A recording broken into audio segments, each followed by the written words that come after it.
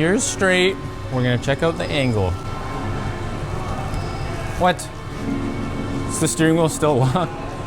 That's the rack, maxing out. I can go the other way. That's all you get. That's all you get, Z owners. Oh, are we taking a tour? Yeah. Okay. So we live in Ontario, Canada, where cars come to die. Just kidding. It's pretty clean. It looks like it's been oil sprayed its entire life, but as you can see, the W brace that we are gonna replace is in pretty rough shape. Hey J-Man, why do these W braces get so rusty? From the factory, they didn't coat them properly. Plus, they're kind of like layered sheet metal that's all stamped and then spot welded together, so water sits inside of it forever. If you get it wet, water just sits in it. So you mix that with Canada's rust, it disappears really quickly, and then everywhere else it still rusts. Might take a bit longer, but basically the design was really bad. There's a lot of plastics here too that hold water, so every bolt is gonna break. Every bolt's gonna break. Kyle, don't freak out. Don't freak out. I'm freaking out. Get the welder, bring it over, get a pile of nuts in your hand, and get ready to weld them on. Ew. The 350s had carbon fiber drive shafts from factory. I know, this one does not. You're a peasant. Oh. Wow. Okay, we're gonna take off this W brace. Looks like I'm gonna start taking off this plastic paneling. A couple 10 mils. Oh, that broke. I can't get it off my socket. Oh. Jack up the car.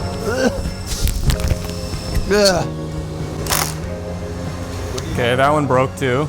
You need multiple 10mm sockets so that when the bolt breaks off in your socket, you can just grab another one.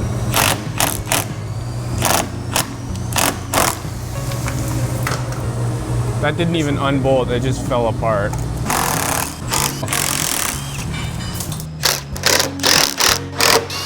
Okay, so these were 12 mils up here and 14s up by the front.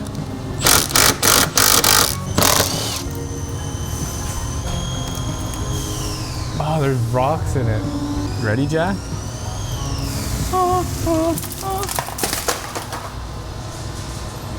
That's Canada for you.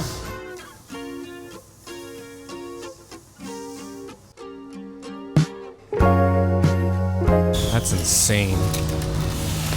How does this even go? Let's go get a real W brace.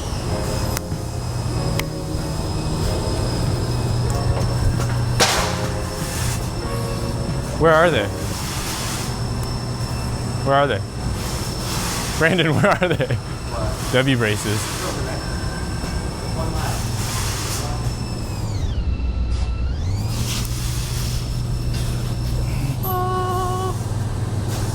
Hey Troy, I want this the new FDF Platinum color. Woo! Let's do it. That is going to be nice. Very nice. One step. Should be able to get it done in about an hour.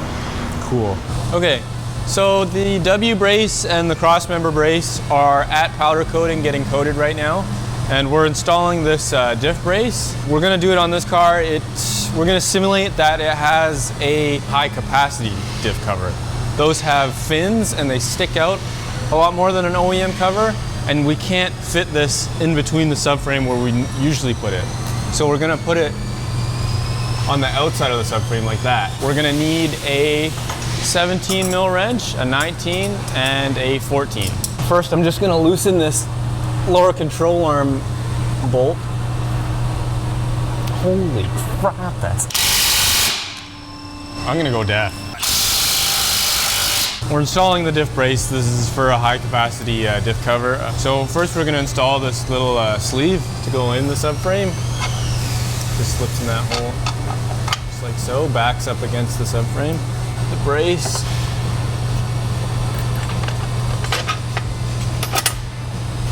take these bolts out and put the new hardware in with the eccentric lockouts. Yeah. Right now I'm installing new M12 hardware with our eccentric lockout spacers in. And right now I'm just supporting the spring bucket because it's under a lot of spring tension with the OEM spring. And if I just take the bolt out, it'll shoot down and injure somebody. So we need to support the weight of the vehicle with this third leg here. I'm just gonna punch it out with a roll pin punch and throw the new bolt in.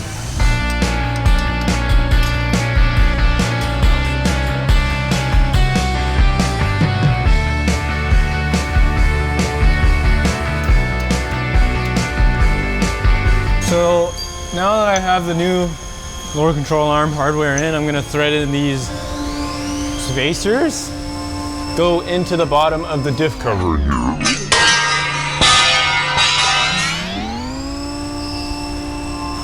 Ethan's not looking. Anyways, thread them in. These need to go in before we bolt the diff cover up, because if we bolted that one on fully, we wouldn't be able to install these with the studs sticking out of these, so beauty. So now I got the spacers installed on the bottom of the diff. I'm gonna have this bolt ready, and everything should just fall into place.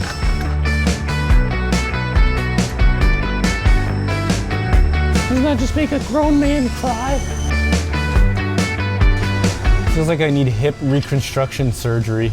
Okay guys, so we put the diff brace on. I just had to tighten that bolt up and fish it through these holes. And now what I'm doing is, since the diff is on bushings, it kind of sags down, and to help me line up these bolt holes to fit these bolts through, I just kind of jack up the diff a tiny bit just to line these holes up.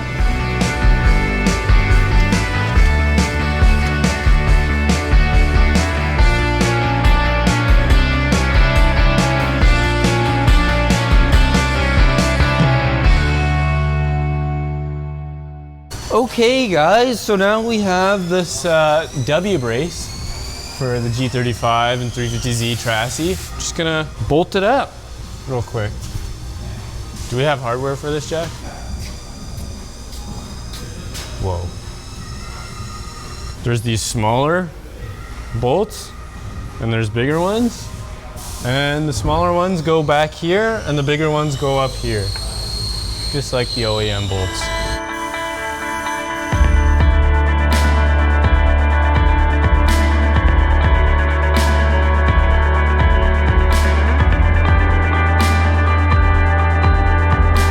We're going to remove this front crossmember brace.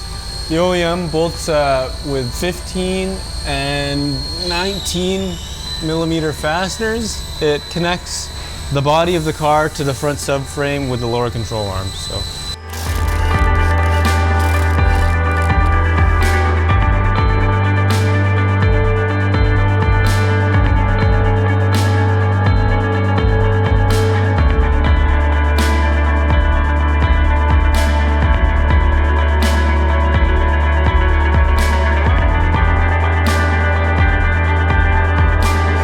We got the big piece over there. We got the two little pieces here.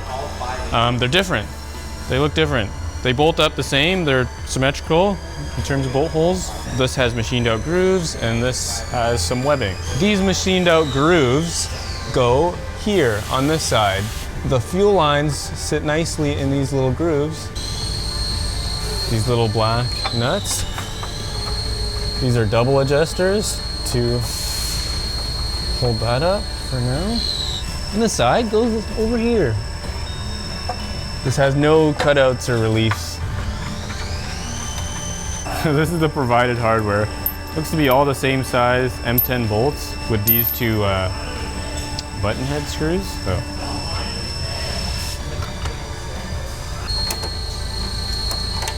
Got this sweet center section. Countersunk bolts go into these countersunk holes. I'm sending it, man.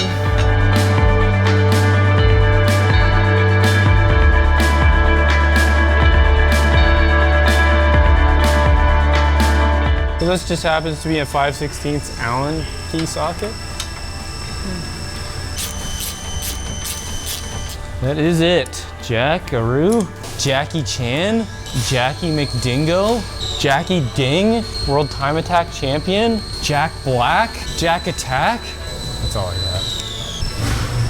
Okay guys, so we did the diff brace install, the W brace install, and the front crossmember brace. It went super well, and I'm super pleased with how it turned out. Thanks for watching, guys. Like and subscribe.